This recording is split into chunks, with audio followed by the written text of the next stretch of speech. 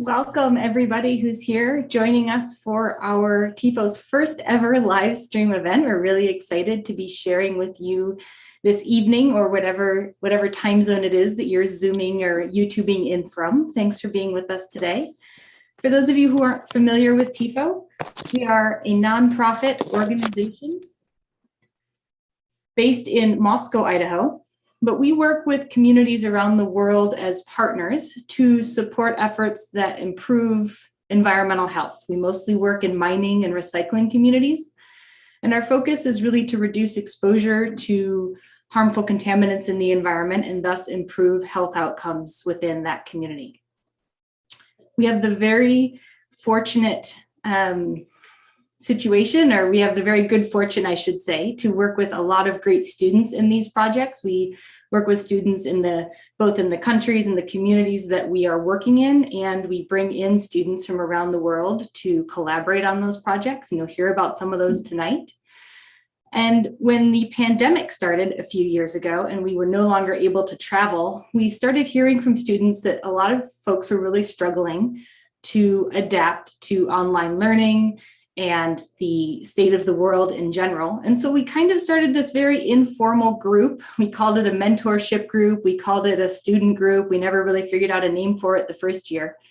But it was so popular with the students, we decided to formalize it. And we've created a program now called the TIFO Great Environmental Minds, or the TIFO GEMS. And this is a group of 8 students in this year's cohort that get together in a self-directed program to mentor each other, share research, collaborate on research projects, and engage in professional development activities. It's a virtual group, so we're able to have students from around the world participate in this, from around North America, but also we have one of the students who's international is Findele. She's with us tonight from South Africa. We have another student in Kyrgyzstan that's included in the group, so we're excited to have a little broader representation than we had the first year, and we hope to keep increasing that as we keep growing. And that's a pretty good introduction. I think at this point, what I'd like to do is hand it over to the students. They've been assigned a very difficult but simple task. They're taking a research project, which might be as large as a master's thesis or a PhD thesis, and they've been asked to distill it down into a 5-minute presentation for a broad audience. So this has to be something that anyone would be able to understand and consume, no matter what their educational background is, and understand the importance of that research. So that's the task that's been put to these students today, and I'm really excited for them to share with you. So I think up first, we have Sandra Spearman, who's going to take over. And Sandra, I'll let you go from here.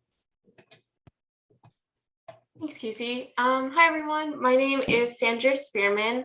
I recently graduated from the University of Idaho last May with a master's in environmental science. And I did my master's research all through TIFO, which is a pretty amazing opportunity. And I got to work on their Kyrgyz project starting in 2018 through 2021. And I'm still helping volunteer and helping with that project. This is a really great opportunity. So let me screen share here. Okay. So just kind of start us off, I'd like to start by providing some background information on Kyrgyzstan. Kyrgyzstan is a small, lower middle income country located on the eastern border of China and is north of India. Until 1991, Kyrgyzstan was a part of the USSR. During that time, Kyrgyzstan was heavily exploited for strategic heavy metals, including mercury, antimony, and uranium. Past mining has left legacy environmental contamination.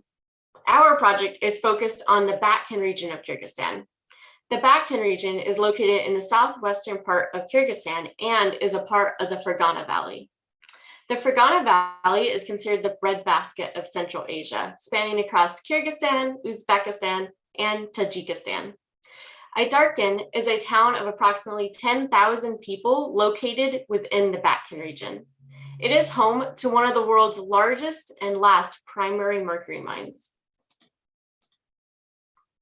In 2012 through 14, Doctors Without Borders and the Ministry of Health of Kyrgyzstan conducted an assessment on non-communicable disease, or NCDs, in Kyrgyzstan.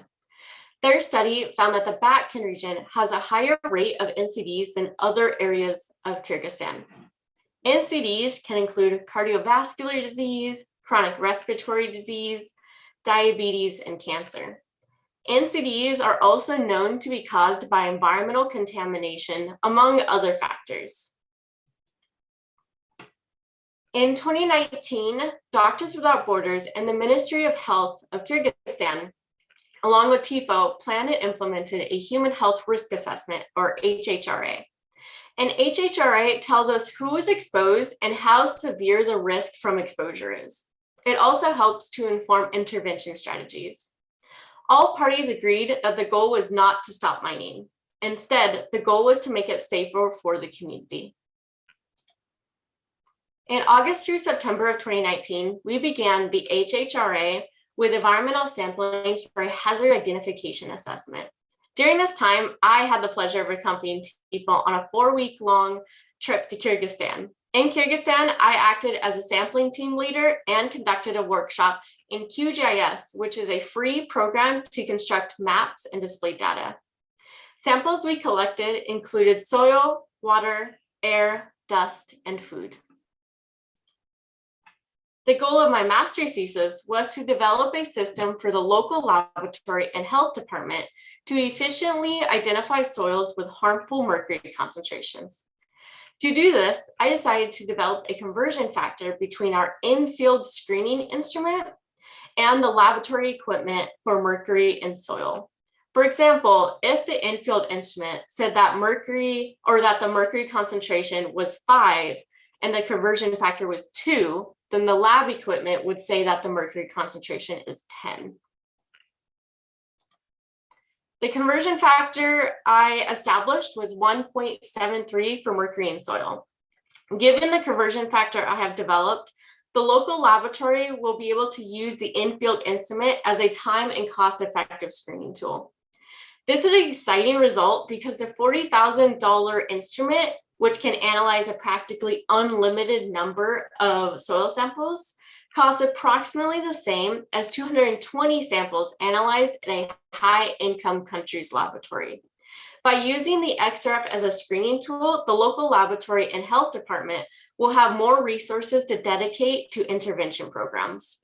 Intervention strategies can include mercury contamination removal, also known as remediation, public education, or fencing around highly polluted areas, among several other strategies. Intervention will improve public health in the mining community, in turn, possibly lowering the elevated rates of non-communicable disease.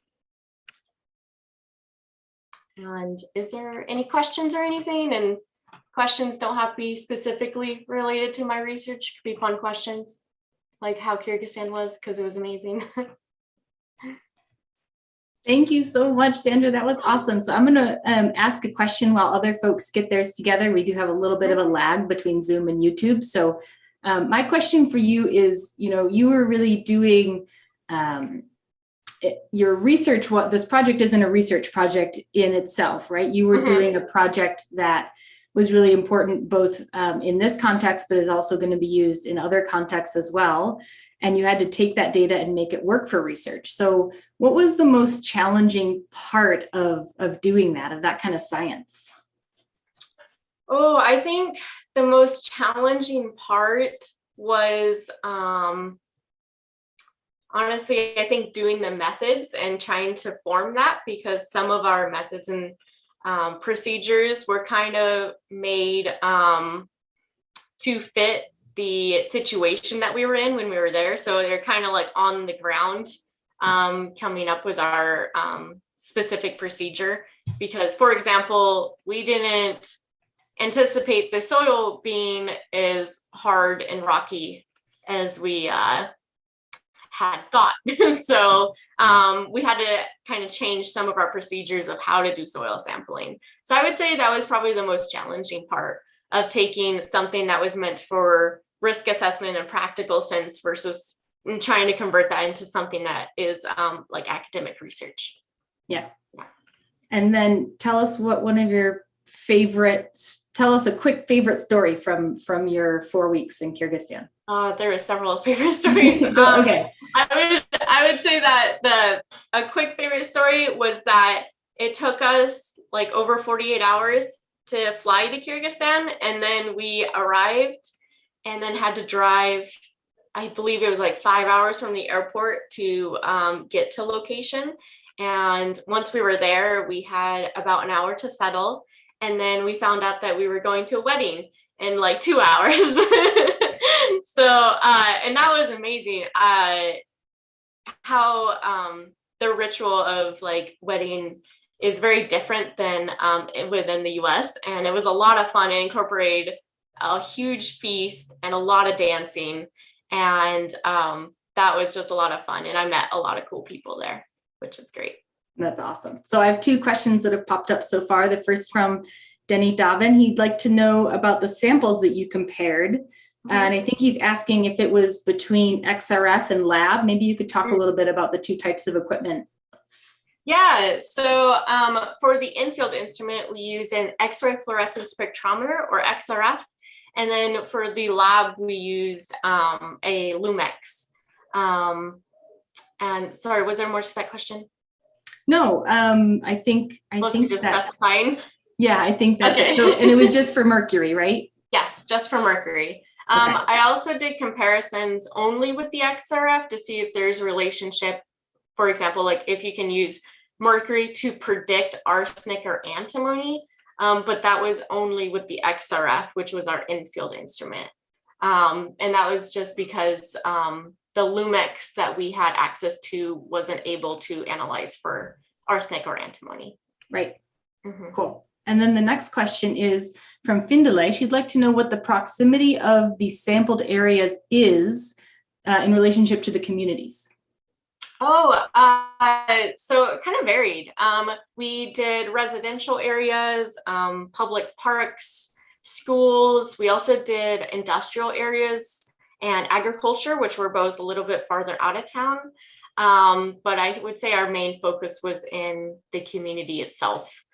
We also did some remote water sampling, as in like where their water source is coming from, to kind of have some background mercury levels for water. Cool. Great. Well, thanks so much, Sandra. Thanks for sharing your research. And Sandra was a part of the very first GEMS meeting. So this is exciting that you were able to join us today. We appreciate it. Next up is Piper. Piper, do you want to jump on and go ahead and introduce yourself and take over? Yes, thank you so much. All right, I'm going to share my screen.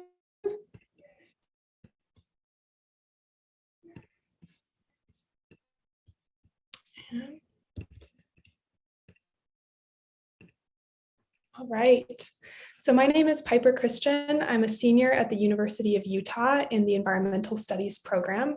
And today I'd like to chat with you about managing air pollution risks through participatory sensing. First, I'd like to give a little bit of information about me and the community that I come from. Here you can see that Salt Lake City, where I call home, has ranked among the worst air quality in both the country and globally in recent years. Part of this is due to the inversion effect, where warm air traps cold air beneath it and thus condenses pollution in Salt Lake Valley. This leads to particulate matter, which is incredibly small, being inhaled and getting into people's lungs, causing respiratory problems and other health issues. A significant problem that maybe people don't talk about as frequently is the issue of air quality monitoring coverage. So currently the government has air quality monitors offered in the state of Utah. But as you can see on the left-hand map, there is not very broad coverage from these government monitors. To fill this gap, now private companies are offering air quality monitors to be sold to the public. Unfortunately, these cost over $200, and so typically more affluent people are able to afford these monitors. As a result, you can see on the right-hand map that private air quality monitors, or non-governmental air quality monitors, are often condensed in more affluent areas. So the more wealthy part of Salt Lake is on the east side, and you can see in this map that on the right-hand side, there are more air quality monitors. This is a significant problem because pollution can vary widely across Salt Lake Valley. We have oil refineries and major interstates. And so we need more broad air quality monitoring coverage so that people can have access to accurate, up-to-date data about pollution in their area so they can make informed health decisions. So I've had the privilege of working with Casey Mullen and a wonderful research team to look at air quality monitoring coverage. For part one of our study, we would like to assess how the distribution of non-governmental air quality monitors in Salt Lake County is inequitable. So for this effort, we used GIS analysis to see how air quality monitoring coverage is maybe not fairly distributed. For part two, we are identifying local communities that lack access to non-governmental air quality monitors. And we are examining how the use of air quality monitors affects how residents behave. So through this, we have been able to, through this process, we are hoping to be able to see how air quality monitoring coverage impacts behaviors. So through our study, we first were able to identify the areas of high need for air quality monitors. This area in red shows where our study is going to be conducted or where we'll be giving air quality monitors. This is an area where there's high levels of pollution as well as a lack of air quality monitors currently. This is also a very diverse and also a low income part of Salt Lake County because environmental justice literature shows that people of color as well as low income populations often have disproportionate exposure to air pollution. For part two, phase one, we are recruiting study participants, which you can see in this map. So we are recruiting families without sensors who live in high need areas, families that already have sensors as a comparison group, and all families will have a child with asthma. Next, we are going to conduct pre-interviews with the families, and then participants will complete 16 weekly surveys. And at the 6-week mark, we will provide sensors to families that do not have a sensor. And finally, conduct post-interviews to see how having an air quality monitor helped them navigate air pollution and health choices. So the results we're hoping to obtain from this research, we would like to identify how access to air quality data influences behavior. Does it help people pursue different ways of managing health for their children with asthma? Do they talk to community members or peers about their concerns? Also, after our study, all participants will get to keep their air quality monitor, and we will provide information about how to manage one's health based on different levels of air pollution so that people can feel more empowered about perhaps the respiratory struggles that they experience. Additionally, we will address the questions and needs of our participants. I'd like to close by showing this picture of what we do is a Lego air quality sensor project with local high schools, where we go and teach students how to build air quality monitors to grow our community literacy about this issue. And it's clear that people are excited about getting more empowered about their healthcare outcomes based on air pollution exposure. Thank you.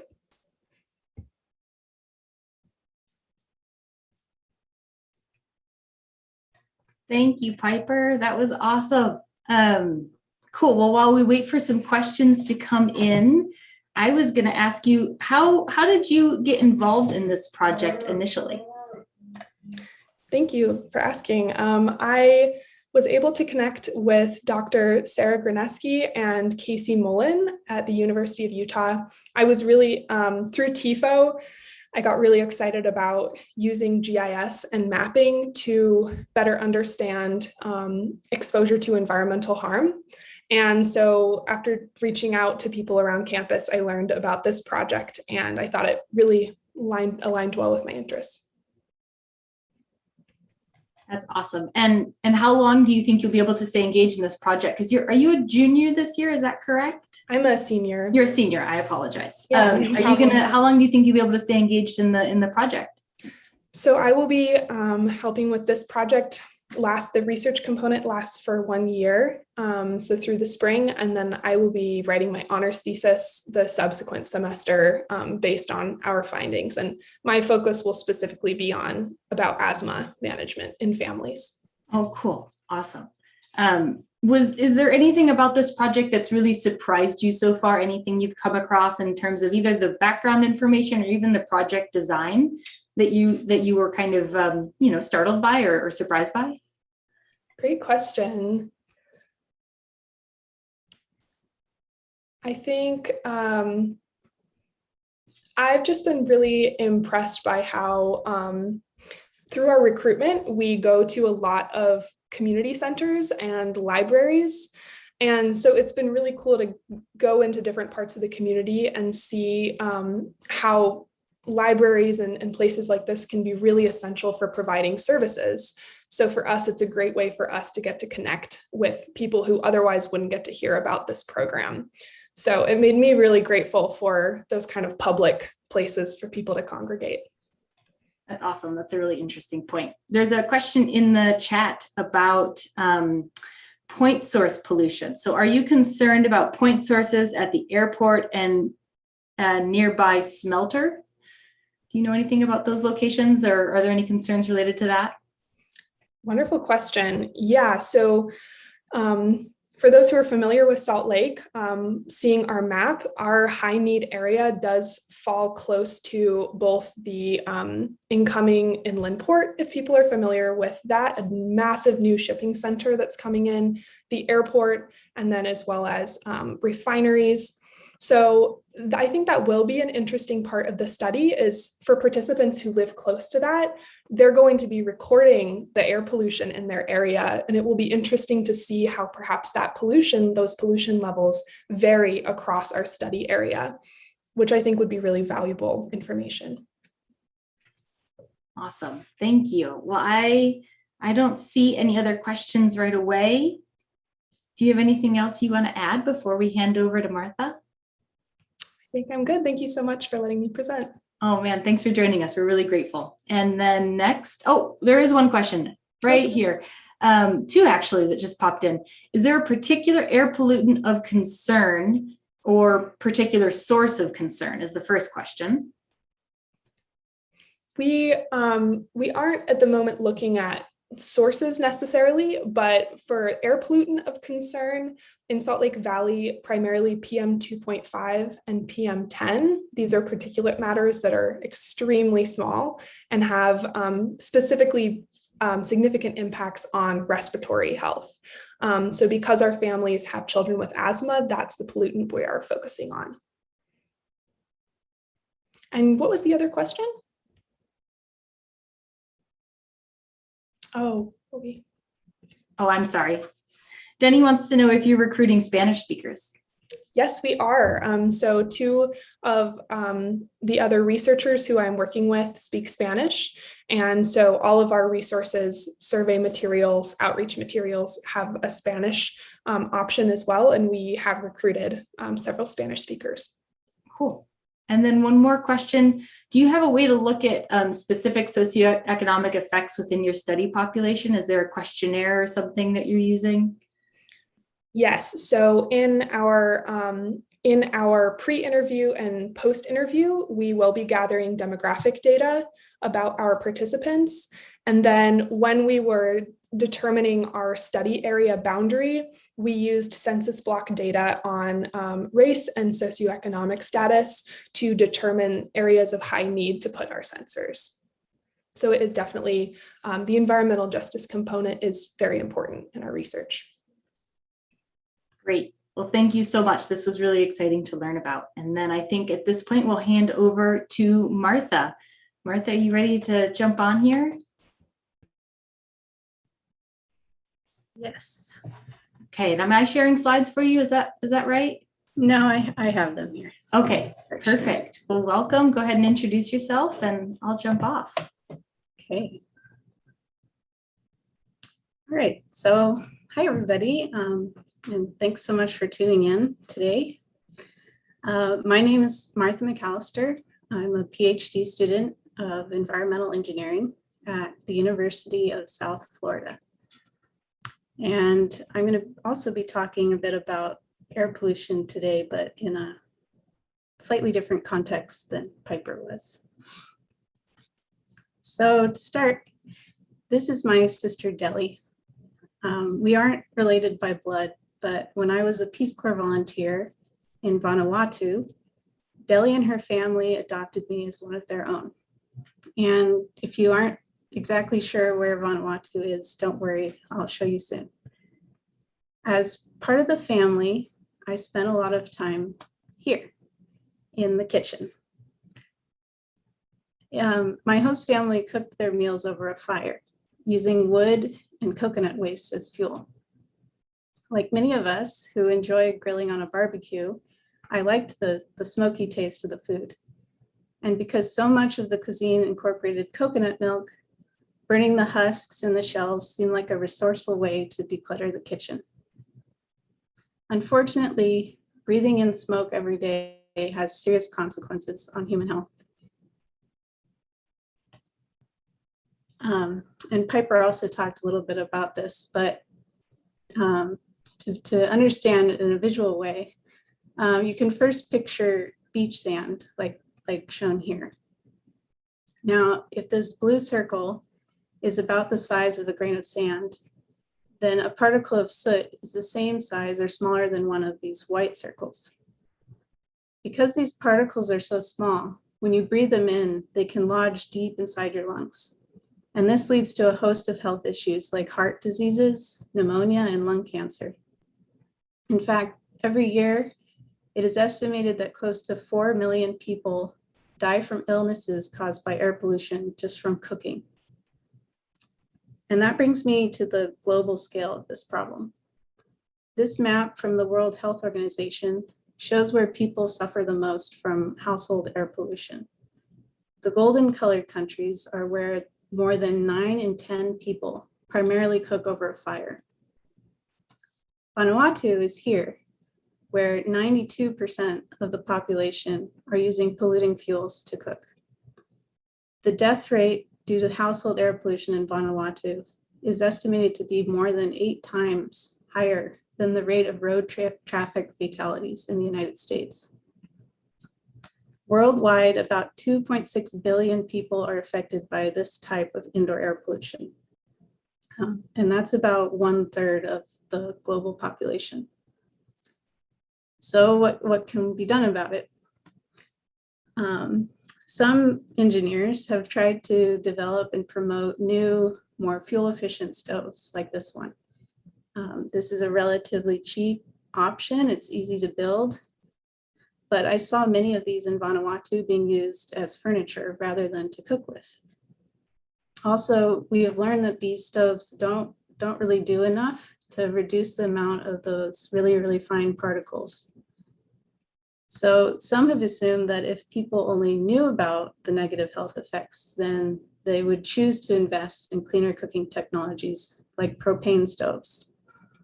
However, families with very little cash on hand have a lot of competing interests. So investing in a cleaner stove might mean that they can't afford to pay a water bill or to send their children to school. Convenience and familiarity are also very strong motivating factors to continue cooking over a fire. So in short, reducing or eliminating what some have called energy poverty is a multifaceted, complex problem. It is clear that focusing on just one aspect of the problem in isolation doesn't work. And this is true of most environmental health challenges. So in my research, I'm trying to find examples where communities have sustainably made the transition to cleaner cooking, and I'm trying to understand what it was that made them successful. I'm inspired to do this research because of my host family in Vanuatu, because it's urgently needed, and because it may provide some insight into how we can approach other complex environmental problems. And these problems might be just as urgent and just as global in scale. And I'm sure you can think of some.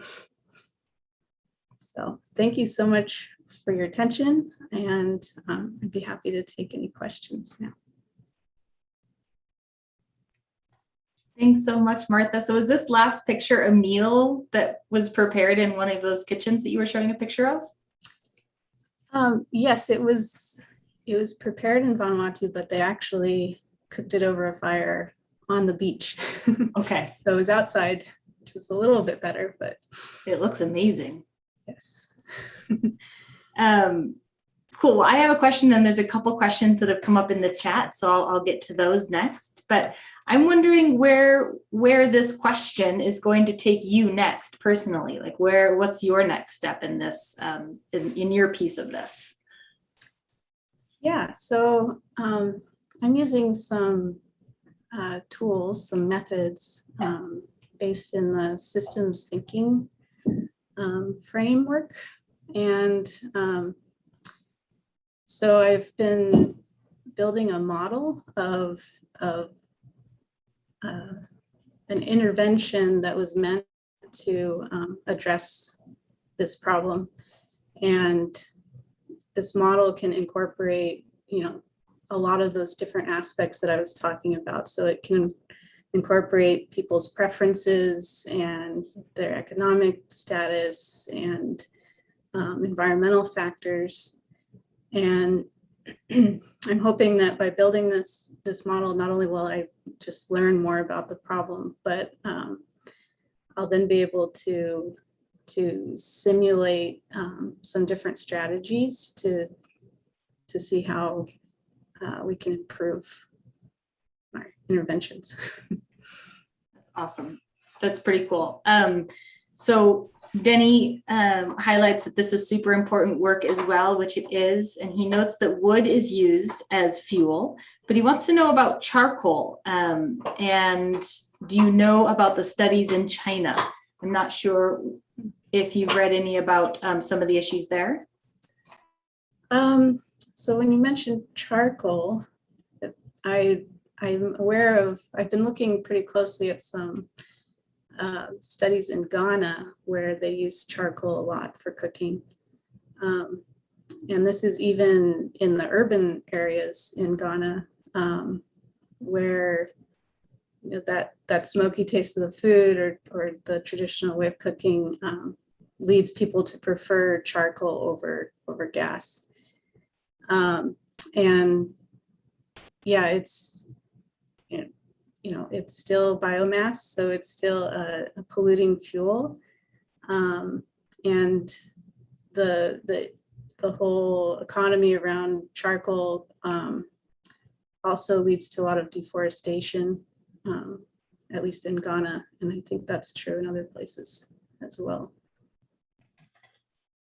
And then has your research looked at all into, because you mentioned some of the alternatives that have been created by engineers, has your research looked into solar cookers at all? And if anything is different there?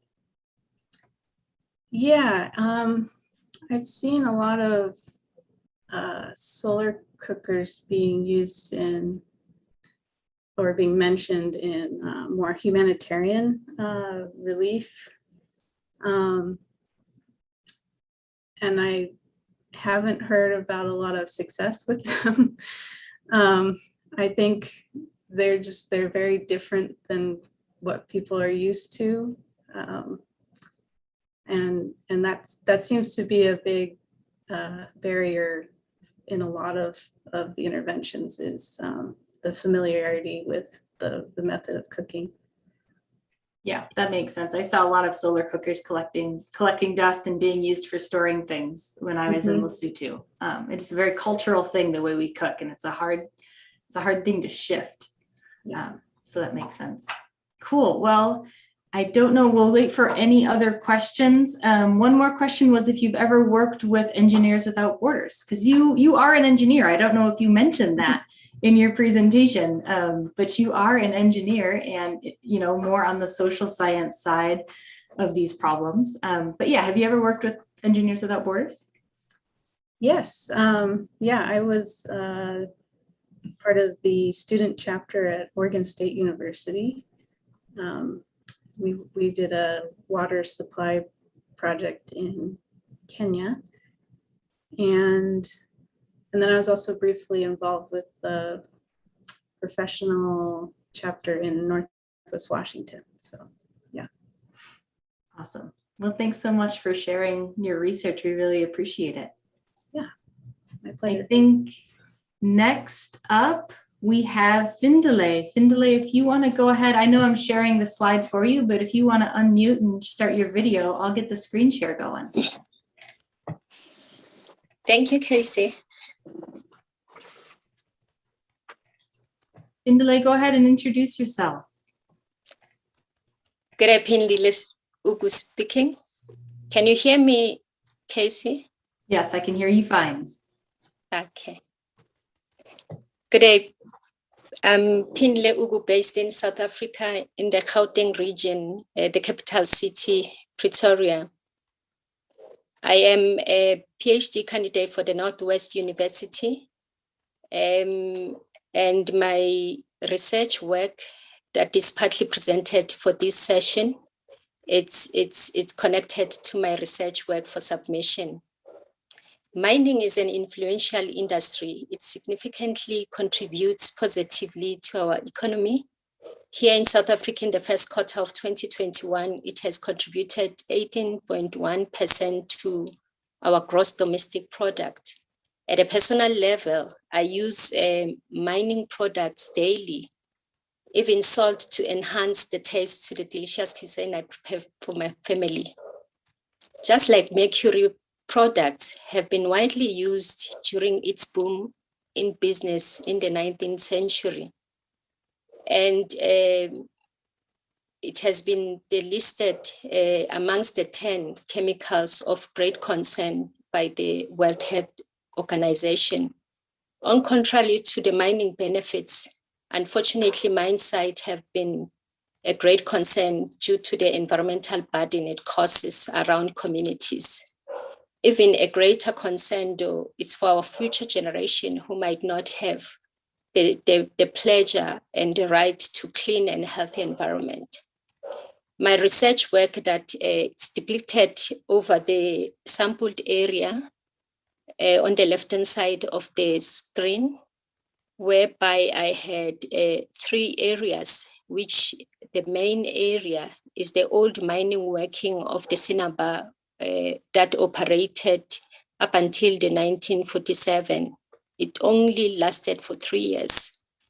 And this area has, it's greatly used for farming, game reserves, and mining communities, because on the downstream towards the west, it's the active mining operation of antimony, and of which on the right-hand side downstream, it's about 1.3 kilometers to the Mulati River. This area, it's of great significance to the 6% of the Khasalati catchment. My research work sampled water and soil within the 3 areas, the main area being designated as the proximal sampling zone, of which the other 2 are of the downstream, whereby I classified them as the dispersed sampling zone within the active mining operation and within the Mulati River. I will be focusing mainly on the soil sample that I've managed to tie down the risk characterization of the toxicity of mercury. On the right-hand side, I tried to bring the schematic diagram of the area on a ground level, whereby the mining area happened within the mountainous of the Murchison Greenstone. And Sinaba deposits are of a rare occasion or occurrence in South Africa. And hence, in the earlier days when I made some consultation into establishing my soil sampling boundaries, even soil scientists didn't believe that we have an occurrence of deposits because it's one of the abandoned sites and forgotten sites. This site happened during the days whereby legislation didn't require environmental management, proper closure with the closure certificate, like as it required now. So it closed without any consideration of proper rehabilitation. So the site is left with waste dumps, rocks, calcines, and even some structures that were meant to store and within the processing plants, as much as the excavation, open excavation and some shafts are left. So the deposit, it's directly exposed to weathering, that it's seen within the sampling zones that it has been carried over. Because mercury is a chemical that transforms, and in soils there are diverse activities that takes place, of which some of the parameters that I've observed in the study for the lab analysis were around the environmental parameters and some mineral constituency that had a great influence to transform mercury and to have it to migrate further away from site. In collecting the data, I did some XRF on-site measurements, and samples were carried to lab analysis for the different issues I needed to find out, especially for the type of speciation I had. Because of the nature of the chemical one is dealing with, sample integrity was of importance. So stringent protocol was followed to collect, store, and transport up until the samples were analyzed. It was interesting to see the levels of concentration that I picked, more especially from the proximal sampling zone, of which it recorded a high total mercury concentration than the methyl mercury compound that was assessed and considered the most toxic mercury compound. And in the dispersed areas, that's where methyl mercury was more than the total mercury concentrations. And these samples were collected over 2 seasons. So I had a wet season and a dry season, which it falls within our summer. Wet season, it's our summer period that lasted July, like September to January. And our dry season, it's between May and August. And particularly in that season, we had late rainfalls. In determining how harmful toxic effects can be, we follow different methods, of which the risk assessment approach was the ones considered for this study to ensure that we have the ecological and human health calculation to advise on how the contamination load has been, and as much as the exposure assessment. Interestingly so, the contamination load enrichment factor was of deficiency to minimal, whereas the geoaccumulation there too was heavily and extremely contaminated. What does that mean? It meant over the time, the activity that happened then had a great influence to the deposition. And for the site that has been subjected to natural interaction with all parameters that advises mercury to transform even further, has continued. With the minimal activity on site, because it's only grazing animals that I've often bumped to, and even some wild animals, because it's closer to one of our biggest game reserve, the Kruger National Park. The close by mine used to win the dumps, the soil dump without analyzing, and hence I discovered that the material found around the area was more of an imported material to 3 of my sampling locations.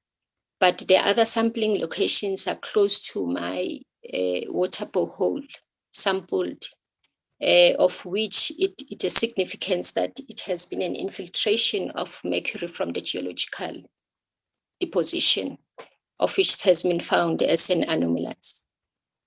The take home is around the confirmed health hazard based on the calculation done in the study, confirmed that there is high exposure thermal contact from the proximal site, both in the proximal close to the area of the point source and the dispersed area towards the Mulati River. Interestingly so, only in the proximal sampling zone, I could find a high exposure for ingestion of the soil. And everyone has a responsibility over such things because we are all affected by mining sites, either by receiving goods from the productions or staying closer within these mining sites. And hence, one way or the other, we are going to be exposed to this harmful toxic effect. And as it's been widely reported about the global concern mercury has, and it's the only chemical that has been even having a UN convention, the Minamata Convention. And this study is of importance because it advocates for awareness for all mining sites that are active and inactive. It calls for immediate remedial actions and for accountability, since this site is no longer responsible and liable for a particular owner, but the state has to put it around its derelict and ownerless mines, or in another way to source some fundings from private donors to ensure that the site is restored. And again, there's a need to develop a mercury management tool in soils around mining areas in general, because it has been discovered, like due to the gold mining that we have around South Africa, some soils have been confirmed by other studies of this nature.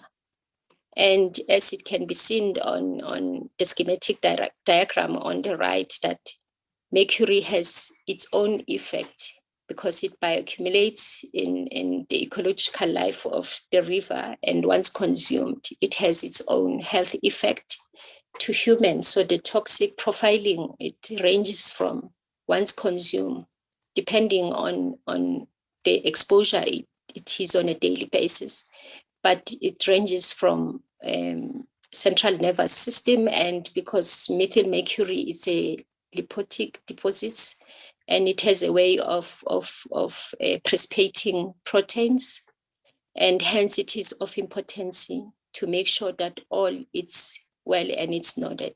Thank you.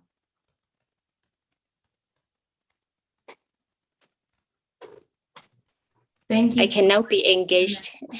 Thank you. That was wonderful. There's already a couple questions in the chat, but I wanted to ask you first well, first I just want to say thank you, because it's really in the middle of the night where you are now. And so you're joining us at maybe 2 or 3 a.m. I don't know. So thank you for getting out of bed and doing this. We're really grateful for your flexibility and your willingness to participate. Can you tell me just really briefly why you got involved at this particular site? It was by accident, I must say, because I was looking into developing a management tool for closure on these derelict and ownerless mines that is managed by my department over these abandoned sites. But due to some deadlock in research, and I had about 23 commodities within this database.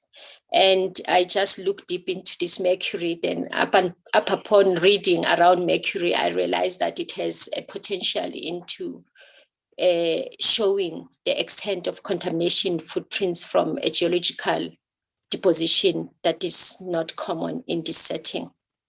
Yeah, interesting. And then Denny would like to know how many people in the area might be at risk of exposure. So I understand the agricultural exposure risk could be quite broad, but in the immediate vicinity, do you know about how many people might be at risk? Yes, I do know, because of the community, the mining community of the active operation, estimated 6% of about 500,000 of the population is directly affected. And considering the climatical area, the climate that it's exposed to, and the heavy rains, at times flash floods, So there are some other extended communities that might be exposed, and even animals, because we have a dairy farm around there. So the warisa might be even livestock directly, incidentally nibbling on the soil.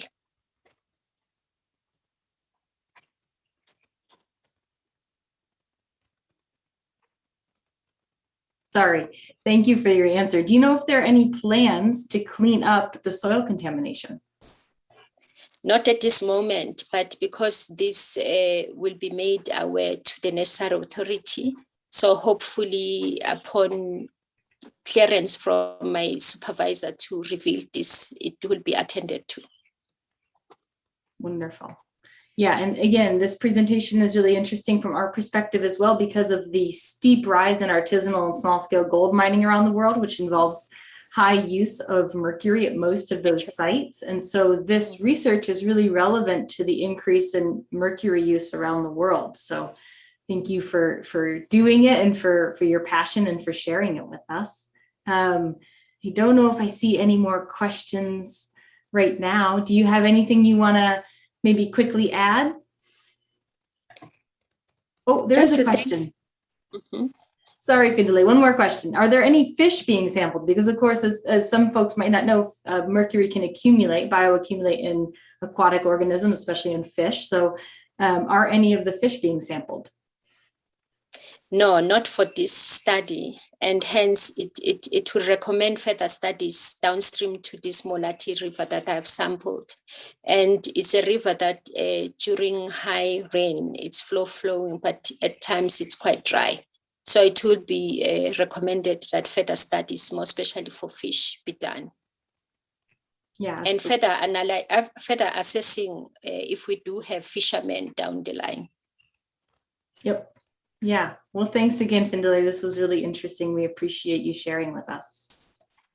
Thank you so much, Casey. Okay, so for our last presentation, it's from Yvette.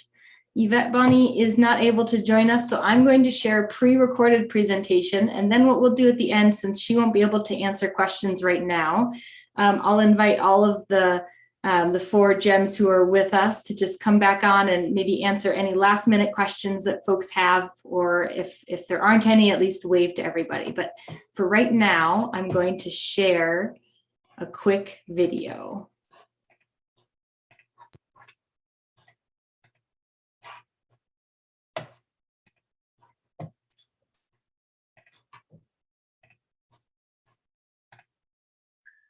This is my presentation, Yvette Ruins Food. It's about the environmental effects of animal agriculture.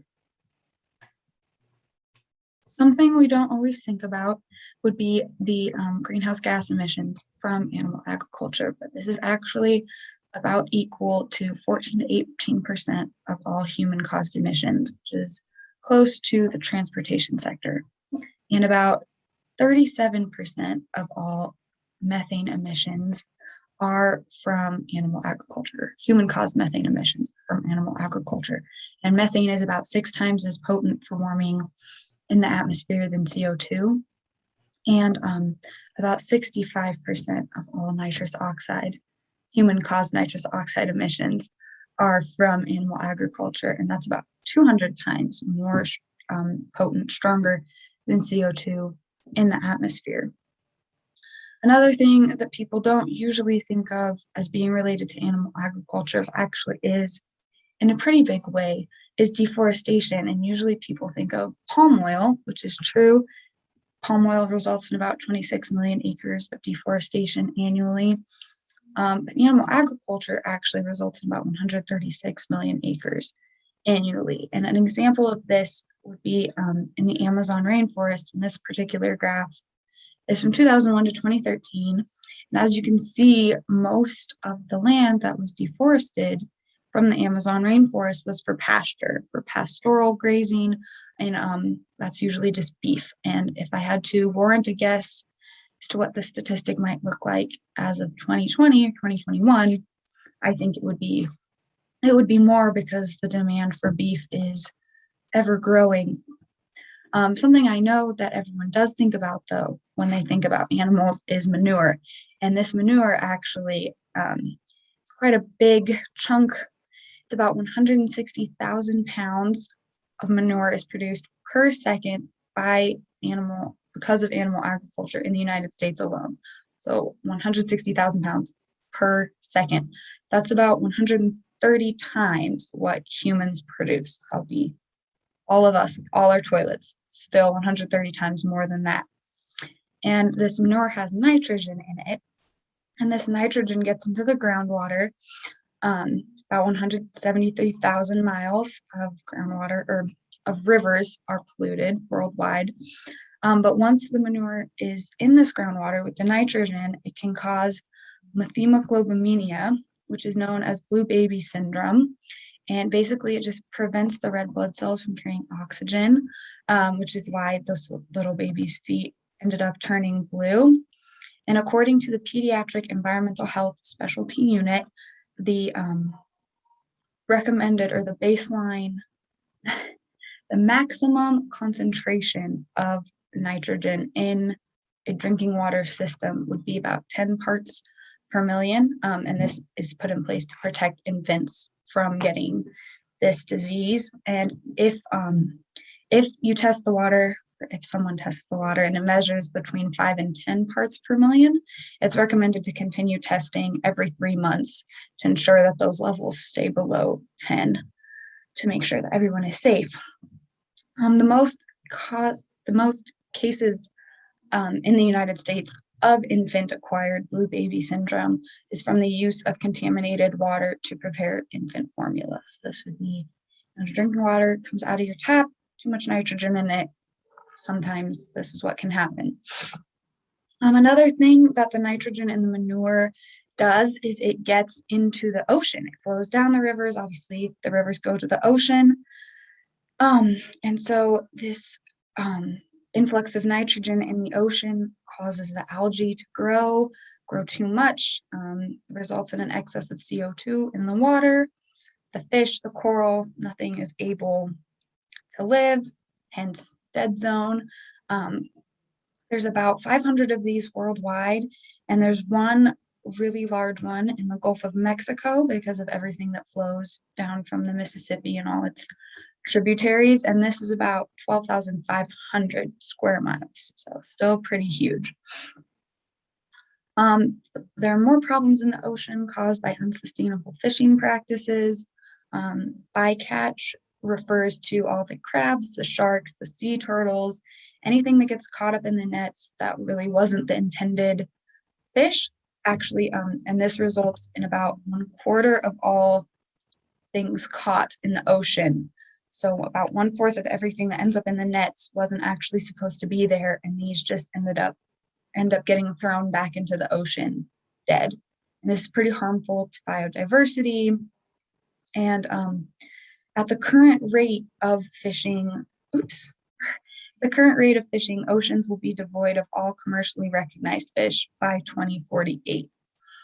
And there's also farmed fish, and farmed fish accounts for 43% of all consumed fish. But this is good in one way because you're not taking fish out of the ocean, so it's better for marine life. They don't get caught up in the nets. But there's actually a lot of chemicals and diseases that come from farmed fish that can result in polluting nearby waterways. So it's not necessarily a win. So some things to think about, and I get asked this a lot, is can one person actually make any difference? What does it actually mean if I eat less meat or if I don't eat meat at all? And I just think this graph is helpful in answering that question. This is just for the emissions part. You can see that even eating less meat, so no one has to become vegan, right? But even eating less meat, so maybe meatless Mondays or only one meal with meat in it per day, or I don't know, whatever that looks like to you, is still significantly less than eating meat every single day of the week, every meal, et cetera, et cetera. And you can see how much lower those emissions are. But this would be for things like water use, land use, it's all tied together, but this graph was just for emissions. Any questions, even though I am not going to be there to answer them? Thank you for listening.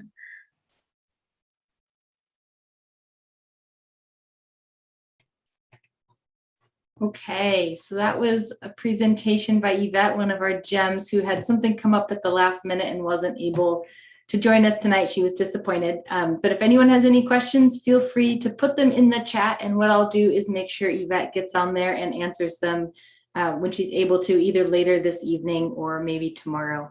At the end here, I think we can wait and see if there's any additional questions, but in the meantime, maybe if Findele, Martha, Piper, and Sandra all want to turn their cameras back on, and we can just have a few minutes here where we can all see each other's faces and everyone can see us.